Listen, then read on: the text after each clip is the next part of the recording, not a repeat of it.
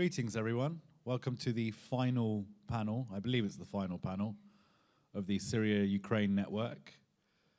Today we're talking about following the money, and that's talking about Russia's ability to sustain its war effort and how Western sanctions can hinder that. The panel's a bit of a change today. I'm your host, Oz Chatterjee. I'll be moderating it. I won't be giving any of my own opinions today.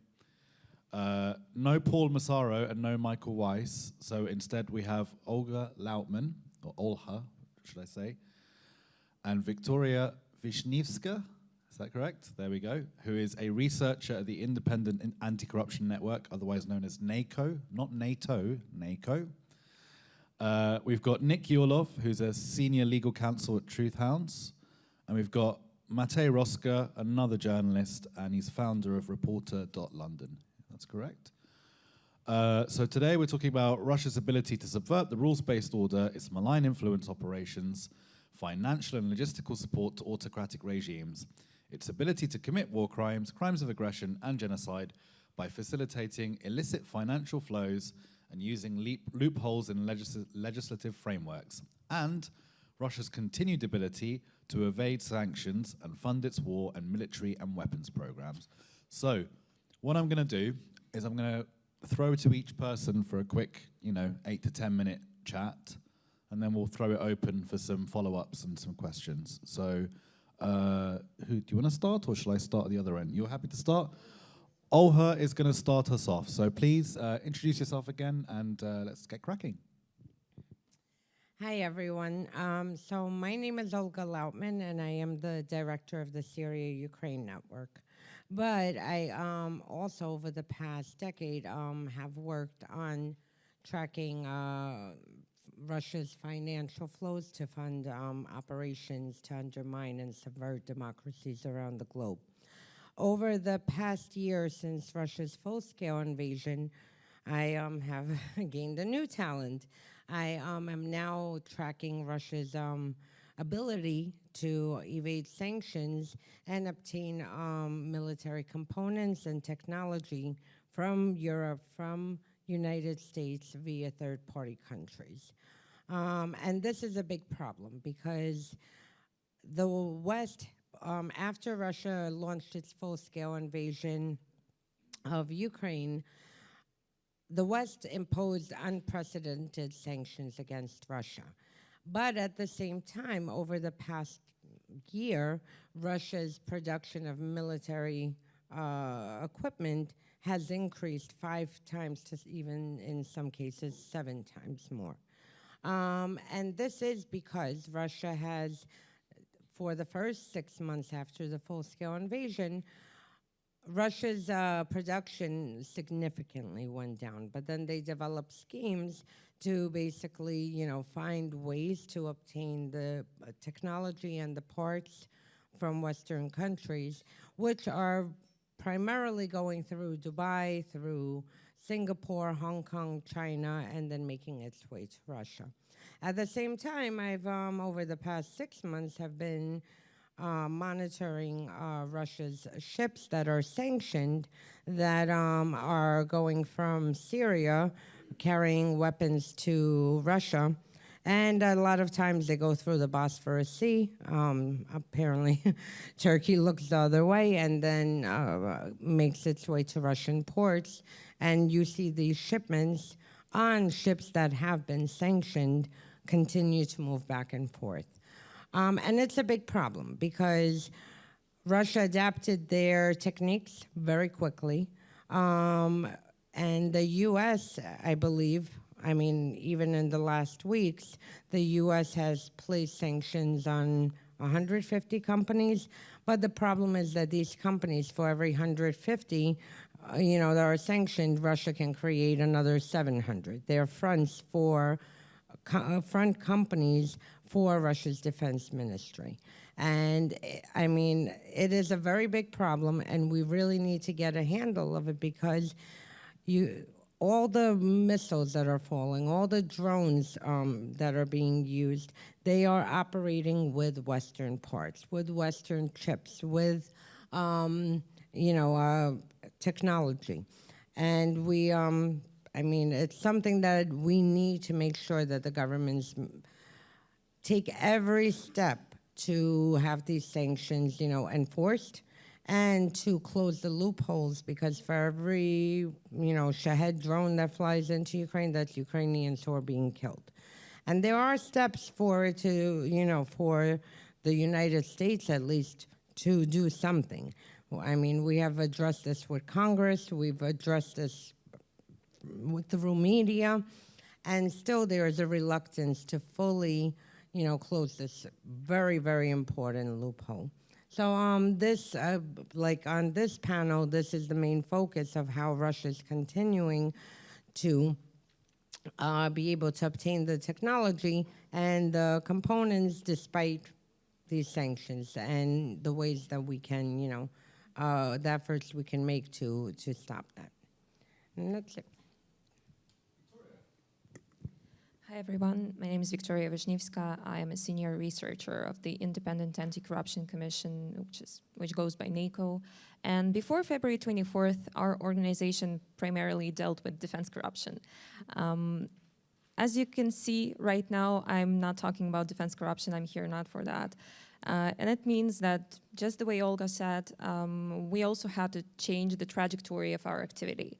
And during the first months of the full-scale invasion, we had to think of different options of how we can be useful aside from the anti-corruption field of activity.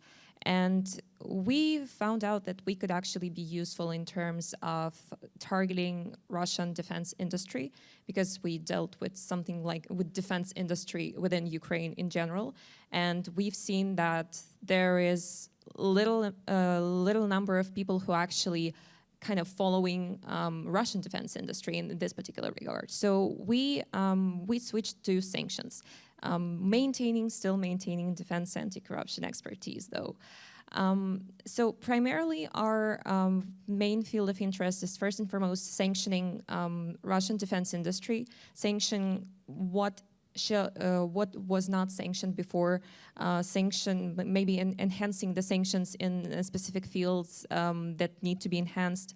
And aside from that, we are also dealing with Russian weapons and the Western technology that is found in those different pieces of equipment. And last year, I believe it was in November, we published a joint investigation with Wall Street Journal on Shahed drones and the components, Western components found in those Shahed drones. Since then, we've been dealing with different types of Russian equipment, in particular when it comes to different types of missiles, when it comes to, for example, such systems as Tornado. We've been doing research on what specific Western components can be found in these particular pieces, as well as just Russian military equipment in general.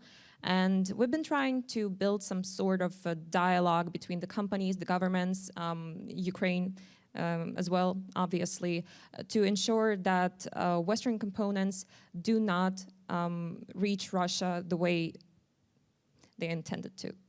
Unfortunately, however, just once again, as Olga said, the sanctions, they did not work for a very long time, I would say. Russia adapts quickly, and it uses a lot of its partners, its allies, the so-called axis of evil, and together they pretty much deal with sanctions. You've seen the example of Iran. Iran's been sanctioned for what? More than 30 years.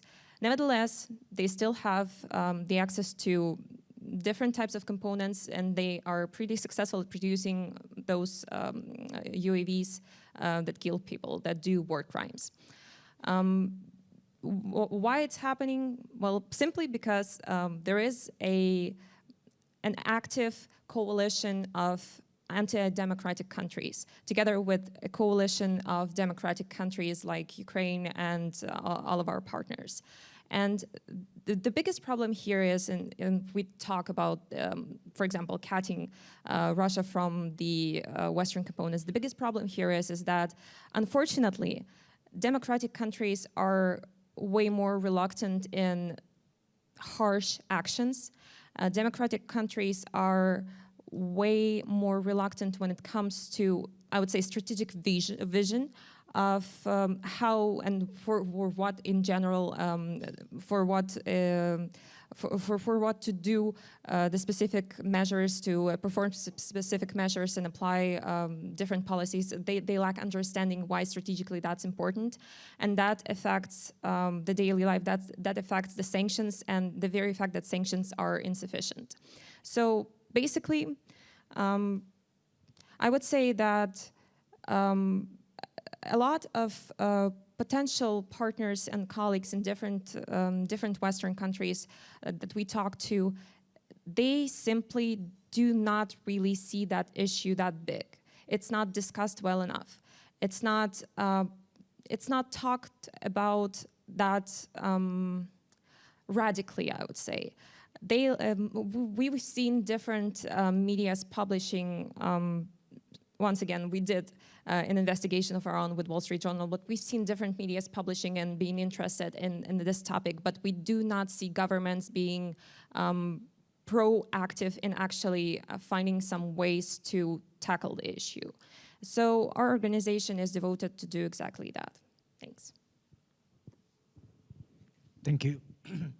As you may have already heard me moderate a panel today and speak on the opening yesterday, I represent Hounds, a Ukrainian non-governmental organization, which the whole purpose of which is to document and investigate international crimes committed since the start of the war in Ukraine in 2014.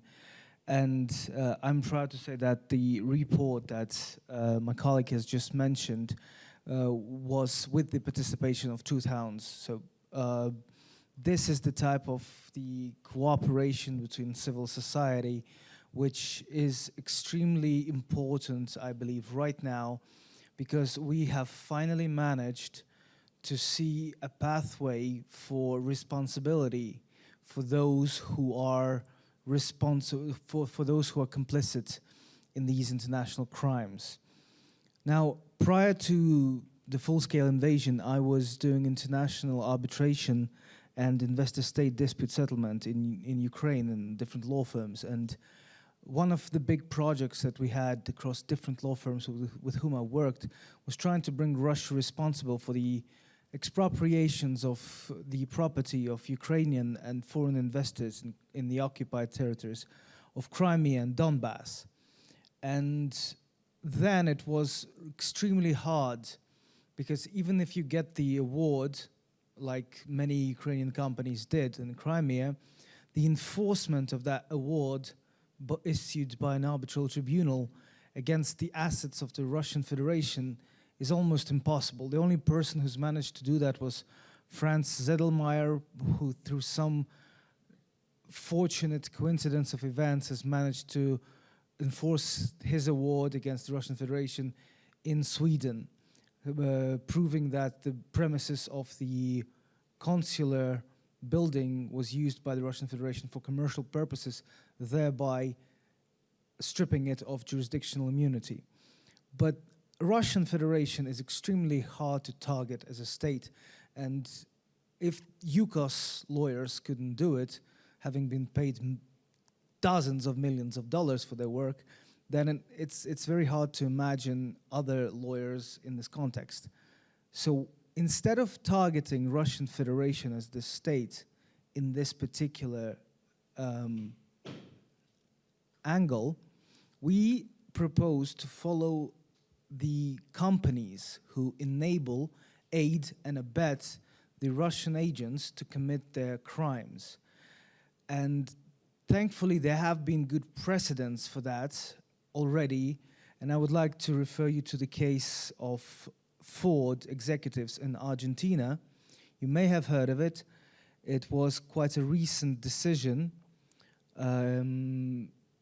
After the military junta in Argentina came to power, the executives of the Ford factory asked the military men of junta to commit tortures against the factory's workers to prevent them from creating a trade union.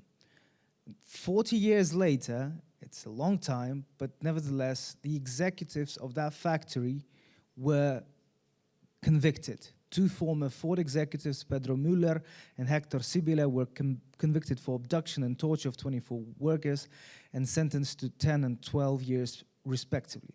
Now, this is a very new development. It's only 5 years old. We have a case in France ongoing right now against a company called Amasis, which supplied surveillance technologies to the Gaddafi regime in Libya, which enabled the security services of Libya to commit tortures and war crimes, crimes against humanity, against the people of Libya. The case is pending. 5 indictments have been issued, 2 of them dismissed, but there is still perspective right now to target those particular companies Russian companies who have their assets abroad. And this is why we as Truth Hounds chose to target Rosatom, which has its assets all over the world, which is openly signing new agreements, and at the same time torturing Ukrainians in Enerhodar at the Zaporizhzhia nuclear power plant. I believe that this is a very promising path of action, both for Ukraine, Syria, and all other contexts, especially if we're dealing with countries such as the Russian Federation, which is a classic fascist regime, which has a direct connection between private or de jure private corporations and the government. And this cooperation between these entities finally end up as something like PMC Wagner or something like Redut, another PMC, so-called PMC. Is it a PMC really or not? It's an open question. But this, but the question is here that impunity, which has been present for the good share of the past time, is no longer there, and there are pathways for justice for those perpetrators. Thank you. Hi, my name is Matei Rosca. I run the website Reporter.London, which I created a year ago to focus on the intersection of economic crime and human rights and politics around the world. And I'm also working with the ICIJ on following the money stories, financial investigation. And I follow the sanctions regime, particularly in the UK, very closely. And so I can give a couple of updates on this type of stuff. Firstly, it's clear that Russia is much nimbler and much more able to adapt to sanctions than the West is able or willing to catch up and adapt the sanctions regime to make it more effective. So in a way, this is not a surprise, because Russia has been operating shadowy offshore finance networks ever since 1990 and before, ever since the 80s, both in neighboring countries and around the world, using friendly bankers, organized crime, and its intelligence services working together. And on top of this now, we also have the crypto industry.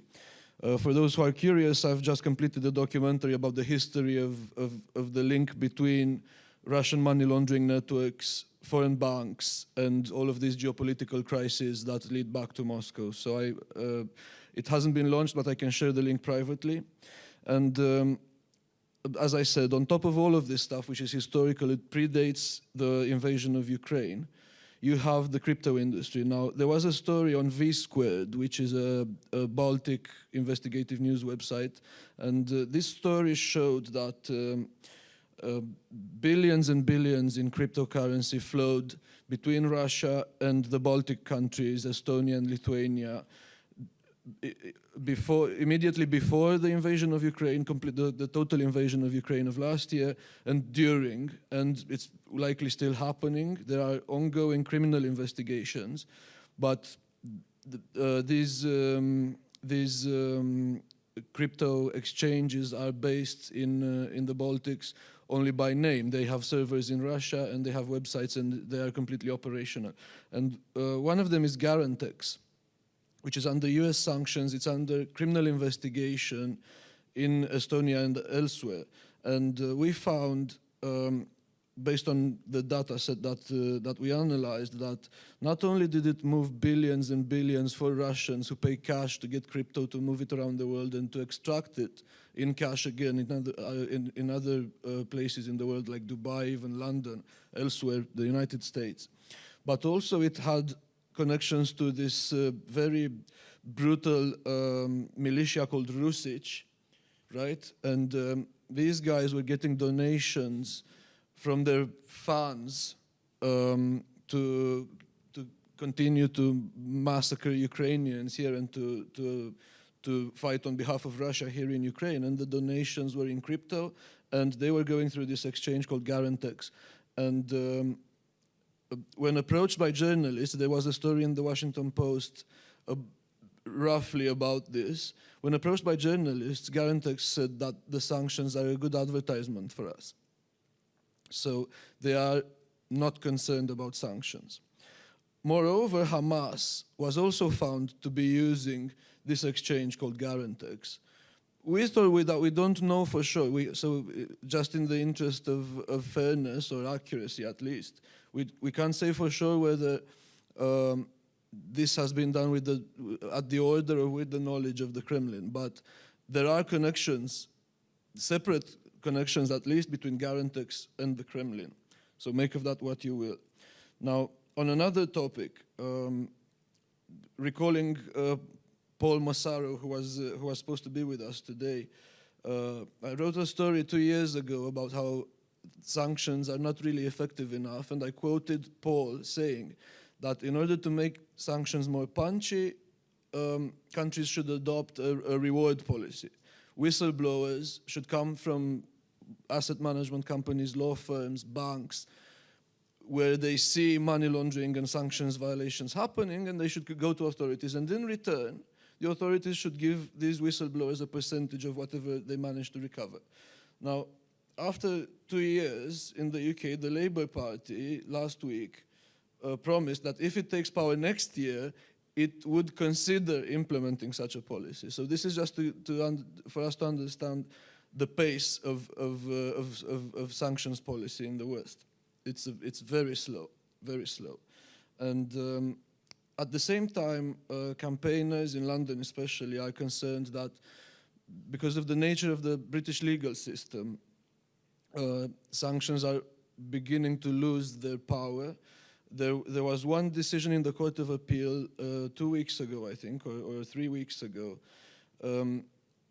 It's a complete decision, so it can't be reversed except by an act of Parliament. So there has to be another law, so another, I don't know, at least a year before Parliament gets around to making that law. So this decision says that even if a company is under sanctions, it can still act as a complainant in the British civil legal system. So you can take a counterparty to the High Court. This was in the case of the Russian Central Bank, which is controlled by Elvira Nabiullina and Vladimir Putin, who are both under sanctions.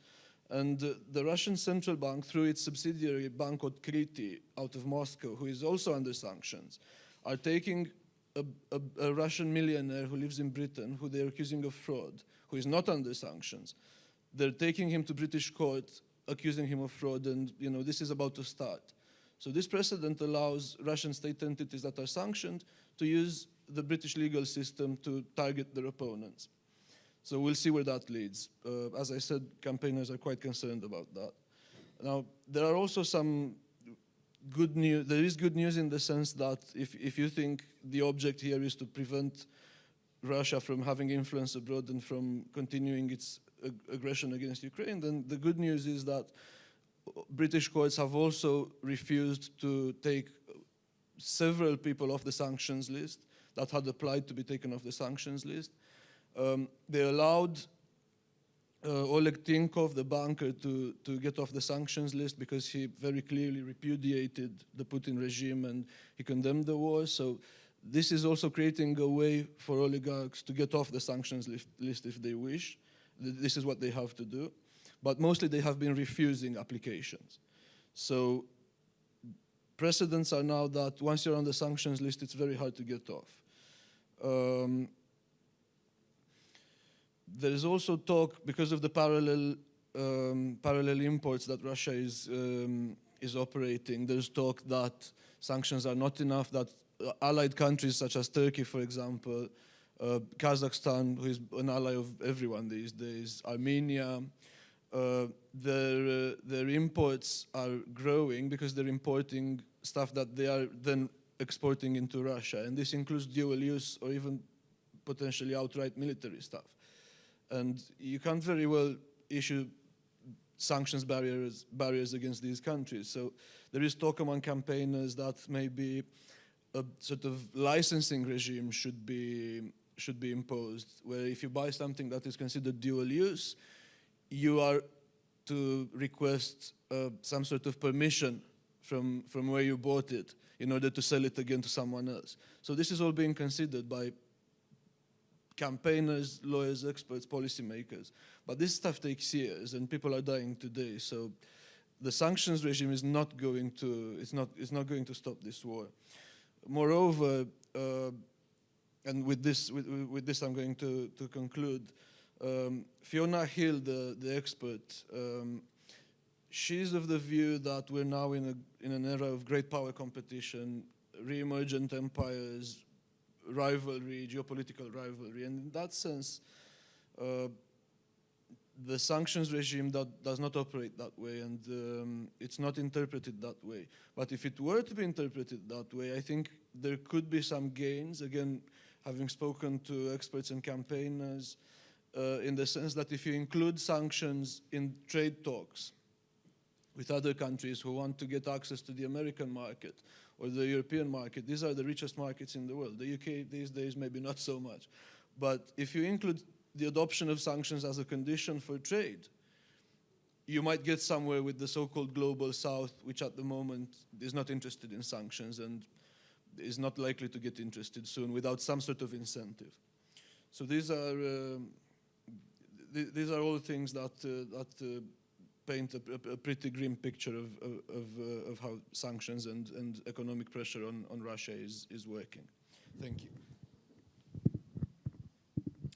Right, well, listen, we started a tiny bit late. Well, we started quite late, but we're now in the questions phase, so hopefully we can finish pretty much on time if we keep everything brief. I'm going to ask a couple of follow-ups now, and then I'm going to throw it open to the floor. I'm going to ask each of you in order. Please try and keep your answers brief. I want two things. One, what can governments do to increase the effectiveness of and efficacy of sanctions? And two, what can people at home, regular people, do to try and, you know, I mean, again, none of us are governments here, so we don't have that ability. So that, you know, as Matei said, like taking oligarchs to court in Britain, the good news I can give is Labour are definitely going to win the next election in the UK. So we can hopefully see some of those British loopholes closed. London grad has become a laundromat for dirty Russian money for some time. So yeah, I'm going to give each of you the same two questions. What can governments do? What can people do? Try and keep your answers brief, and then I'm going to throw the questions open to the floor. So starting with you, Oha. Thank you so much. So I think the most important part is consistency, because over the past few years, we have seen either a company or a person or a sector of Russia's industry sanctioned in one country but not sanctioned in another country. And this inconsistency causes confusions and opens a lot of loopholes.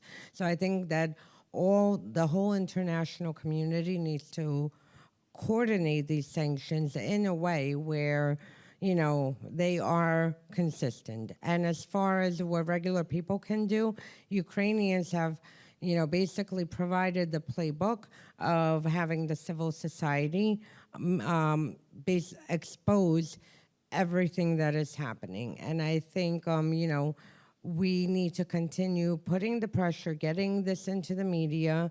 Every time there's a company that a Western company assisting Russia in evading sanctions. We need to get that to press, make sure it's printed. And in one case, to be very brief, there was a very good case of CNCs, and it was an American company. They were directly selling last year to Russia, and when it went into the media, they opened up a front company in China and then sold from California to China, and the company was opened. It was a front company for Russia, and from there went to Russia. So I think all the media should continue doing follow-ups and make sure that once they do report a story, look to see if there are any changes in the way the money is moved, the military components are moved, or technology. As of the governments, I would continue the thought of Olga. The governments should understand what are the strategic priorities and where do we stand right here, right now, and where can we stand or will be standing in the next 5 years. What I mean by that is that not only they have to be consistent in their sanctioning and export control policies and policies regarding Russia in general, but they also have to understand the potential dangers of not performing consistent policies.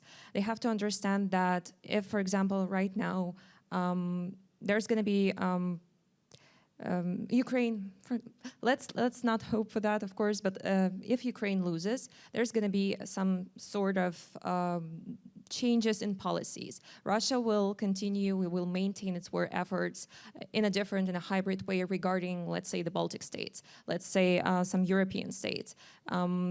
Therefore, it is important to understand that right now the policies need to be implemented in order for Russia not to do that in the future. Unfortunately, this is something that the governments either do not want to publicly acknowledge or do not understand, although I do not believe that. As of the people, well, people do what's best in the democratic societies. People do the exact one thing that they need to do in democratic societies. It's be active. And a lot of active representatives of different European states help Ukraine winning this war by doing some investigations of their own in their community, by pressing their own politicians. So being active, yes, being active is an essential thing for every single person who feels like they can contribute. They can. Thanks. A great piece of advice. Love it. Been there, done that. For the governments, the most simple thing to do, as I believe, is, have any of you ever opened a bank account and gone through the anti-money laundering compliance or terrorism financing compliance? And you know how much bureaucratic hell does this have to go through? When there's a necessity, when there's a political will to combat the financing of terrorism, the governments have instituted very strict compliance mechanisms. All they have to do is to equate sanctions circumvention to terrorism financing. That's it. Job done. You are shifting responsibility from yourself as a government to the banks, to the lawyers, to the auditors. They will keep track of that for you, because if, and there's one important caveat, if they see that there is a real responsibility for violation. A couple of demonstrative processes will send those lawyers and the advisors running after their clients, advising them on risks. Trust me, I've been on that side of the councils. That's what they do to get their money. So the recipe is out there. There's only the political will that's lacking. Civil societies. One of the most important takeaways from the Crimea global event that has just finished was that it is very incorrect to equate the governments who oppose Ukraine to the civil societies. We had a politician from Nicaragua come to Ukraine. We have right now Syrians in Ukraine, whereas the so-called government is directly hostile. The governments do not represent the will of the people in many countries. and that it's a lesson for us, for Ukrainians as well, to engage, for example, with Hungarians, despite their government being openly pro-Russian. And this is something that I know a lot of my colleagues are trying to do. And for the civil societies, I would disagree with distinguished Fiona Hill, because it's not it's not back to bipolar world. It's not back to the great orchestra of states. At that time, the civil societies were non-existent. At that time, the activists did not have the toolkits they have in 2023, with internet, with open access to information in most countries, with examples of successful advocacy campaigns and leading to concrete responsibilities for war crimes perpetrators. We are in the best position in history to actually bring those to justice who deserve that justice. So don't let the governments let you down. That's their main purpose in many countries. We are stronger when we are together. Thank you. Well, it's not for me to say who and what should be the object of discussion online. But whatever you do, do not attack Mr. Katerji here on Twitter, because you're going to regret it. And now, it's also not for me to say what the government should do, but if there's one thing I keep hearing over and over from campaigners and experts and lawyers who are engaged on the Ukrainian side, it's that governments should be able to legislate quicker, take more quick action to adapt against sanctions violations, and in general stop taking years and years to bring about a tiny change. Now, the problem is on the other side, you've got the lobbying of the financial industry. And the financial industry is very keen for what they call predictability, regulatory clarity. These are things that they demand of governments. And this puts the government in a position of choosing between sanctions policy and their own domestic financial interests, and these are very, very powerful interests. So that's what I'm seeing. Thanks. I just want to point out that some of the views expressed on the panel today do not necessarily represent the official views of the partner organizations listed above. Listen, I'm going to try and wrap things up in the next 10 minutes so we can get everyone out of here and get you your dinner. Brilliant contribution from everyone on the panel. Really, what I liked about it is that everyone had their own kind of field of interest. I'm going to try and grab like 3 questions from the audience, have you answer them. But I'm going to ask one more question on my own as well. And that's to do with, all of you have named other countries that are involved, whether that's Belarus, Kazakhstan, Armenia, Georgia. There are other countries that are blocking or helping Russia evade those sanctions. And my final question to you, before I throw it to the floor, is what would you do to try and make it harder for those countries to help Russia evade those sanctions? Now, questions from the floor. Do we have anyone? Throw your hands up if you want to ask our panel a question. Come on. There must be one. There we go. We got one question here. Do I go first or do we? Yeah. Okay. Hello, Matei here. So I'm new to this field. Maybe my question is kind of obvious, but I don't know the answer to. So where is the line between, the difficulty of tracking shell companies because of loopholes, and then an extremely opaque arms industry? So where is the line, and what is your take on that? Is the question clear? Anyone else? Okay, right. We've got 2 questions. We can round it out quickly. Are you sure? No one else? No? Yeah. Okay. Cool. Right. So shell companies, other countries. We started this way. I'll start this way and end on Olha this time. Give you the closing remarks.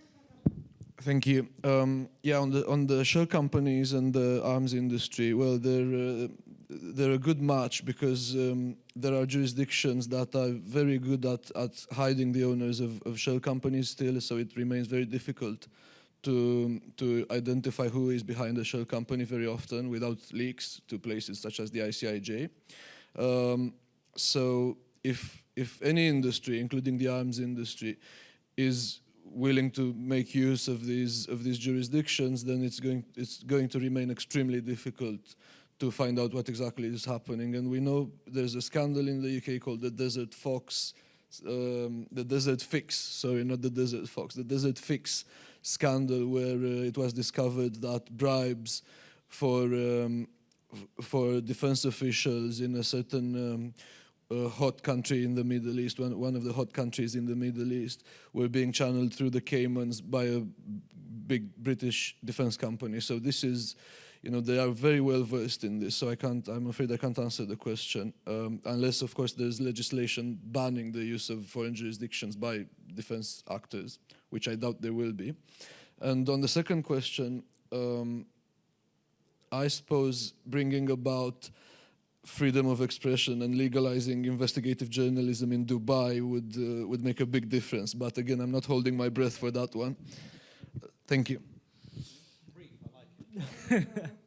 Right. Starting with the shell companies, we have precedents. We have the BTA Bank case and Mr. Ablazov, who siphoned from 8 to 12 billions allegedly. I think the case is still pending, if I'm not mistaken, in the English court. And his lawyers used a very, very large of shell companies. And it turns out that when there is a legal interest, a paid legal interest in the actual billable hours of the lawyers who were working for the BTA Bank, all of these companies were tracked, found, and brought to court. Same thing we have with the pending Privatbank case against Mr. Kolomoisky and Boholubov in Ukraine, where a very similar scheme with thousands of shell companies, which we used, maybe not thousands, maybe hundreds, to siphon money away from the bank. The legal mechanism is out there. Once again, similarly to the previous question, it's not a matter of law, it's a matter of desire to do this. Now to the second question, and how can we enable the civil societies in those countries or detriment them in any other way? There is no catch-all provision for all of these countries. I mean, we see Belarusian resistance, the most famous one being, for example, the Belaruski Gayun Telegram group, which allows us to track the moments when the Russian airplanes take off to bomb Ukraine. We see the resistance in the way of blowing up the railways. It's not, when you're talking about North Korea, such civil resistance is frankly impossible there because there's no civil society in North Korea, it's quite obvious. So it depends on each country, and there needs to be a separate strategy to engage with the civil society and to try to help them support the democratic effort and to oppose the regime. Or on the general level, if we're talking about the international and responsibility for the countries and the governments themselves, is to create secondary sanctions for those who help evade the primary ones. That the governments and the officials will see concrete and defined responsibility that they will face if they help circumvent sanctions. It's all about the responsibility and the risk, the calculus of risks. That's it, thanks. I will start from the second one because I was about to say secondary sanctions as well, but I have some thoughts on that in the context of how possible secondary sanctions are in the current circumstances, because obviously we've seen Armenia, we've seen Kazakhstan, we've seen Turkey helping Russia evade sanctions. We've seen that. If we do use secondary sanctions against these countries, as well as a lot of different countries who help Russia evade sanctions, we will probably sanction half of the world. In particular, we will sanction Estonia. In particular, we will sanction, what else? Some German countries, Switzerland. Will Switzerland sanction itself? Probably not. We have to be real here when we think of secondary sanctions and how exactly will they work, or will they work in general. As of the first one, when we think of shell companies, if we think of them in the context of, let's say, the Western states, it is more or less easy to understand who is who. Once again, we know about the companies in Estonia that helped Russia evade sanctions because it's pretty easy to understand that. However, identifying the shell companies is not something that, honestly, all of us should do. It's the responsibility of the governments and the law enforcement. And unfortunately, if we dive deep into the export control system, we'll see that no matter how big of a state we're talking about, in general, whether it be the US or the said Estonia, they lack the capacity in export controls. They lack the capacity to investigate. They lack the capacity, both physical, when it comes to generally people, when it comes to money, when it comes to maybe even the needed legislation, they lack the capacity. So depending on the capacity of the said state, we can say whether or not it would be easy. But still we have to keep in mind that all of these companies, they're being born out of the blue in the middle of Hong Kong, China, any other European state, and they will die easily as soon as they are detected. So by the time we will identify the shell company may not be actually functioning. So that's it. Olha, if you could also close the remarks, because you're the final of the whole event. So, there you go. So you can also end the conference. Okay, I will. So let me start with the first question. I think, it's good to identify shell companies, and frankly, to me, this is one of my favorite activities. It is like... New hobbies. Oh, I do need new hobby. That is my hobby. I can get lost for hours. But I will say that the Russians have acted with impunity for so long that they don't even bother to hide when they open shell companies. I mean, they use the same network of people. They use the same, even sometimes they'll put a sanctioned company on the shell company as ownership. As long as it falls under the 50% threshold, then they're perfectly fine, which actually... Someone opened the shell company in my name. Oh. That was annoying. Oh. It's very hard to get rid of. No, I complained. They were like, "There's nothing we can do. Just wait till they don't file their tax returns." I was furious. That is incredible. No, but honestly, the shell companies are paper companies. A lot of them, they come, they go. They're opened. I mean, any one of us in U.S. can go to Legal Zoom and open 100 companies if we want. I think we need to target more the root cause and actually go for the Russian state energies and I mean state companies, the oligarchs who have not been sanctioned yet, and go after that. And also make sure that the Western companies that are helping Russia evade sanctions, that they are penalized immediately. Not that in a year, not 10 years later someone gets indicted. It needs to be done now, because for every single day components and technologies getting to Russia, that is taking Ukrainian lives. As far as for third-party countries, frankly, I would just tell them, if there is a certain percentage of sanctions evasions happening in a country, they just need to be banned from the Western institutions and banking system. That's it. And that would basically, I think, solve that problem very quickly. And that's it. And as far as that, I want to thank everyone, for coming to this. It was extremely important to bring Syrians on Ukrainian soil. There is absolutely nothing that drives Russia, more crazy than seeing people who they try to make victims uniting together. And this is why it is so important, besides the fact that Syrians and Ukrainians can teach each other a lot, it is extremely important that they unite and stand shoulder to shoulder, because there is more of us than there is of these autocrats, and they're thugs, basically.